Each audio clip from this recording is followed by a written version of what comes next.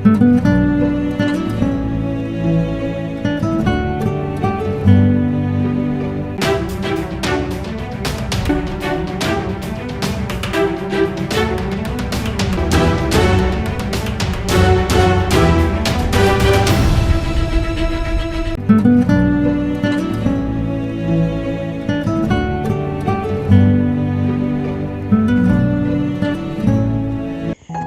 দর্শক, এখন আপনাদের সাথে শেয়ার করব কিভাবে রুই মাছের কোফতা মালাইকারি তৈরি করতে হয়।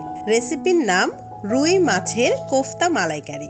উপকরণ কোফতার জন্য: রুই মাছের কিমা 1 কাপ, পেঁয়াজ 2টা মাঝারি, আদা ও রসুন বাটা 1 চা চামচ, হলুদ গুঁড়া 1/2 চা চামচ, লবণ পরিমাণ মতো, কাঁচা মরিচ কুচি 2 থেকে 3টি, ধনিয়া পাতা 1 মুঠ, লেবুর রস 1 টুকরা, তেল ভাজার জন্য। প্রস্তুত প্রণালী: উপরের সমস্ত উপকরণ একসাথে মেখে কোফতার আকার দিয়ে তেলে মাঝারি আঁচে ভাজুন।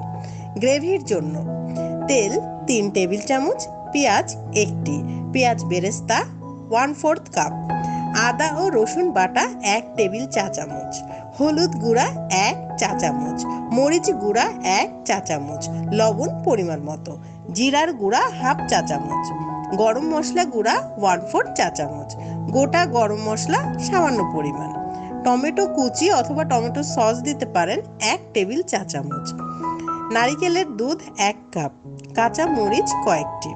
প্রস্তুত প্রণালী: তেলে গোটা গরম মশলা, পেঁয়াজ, আদা বাটা, রসুন বাটা, হলুদ গুঁড়া, মরিচ গুঁড়া এবং লবণ দিয়ে সুন্দর করে কষিয়ে নিতে হবে।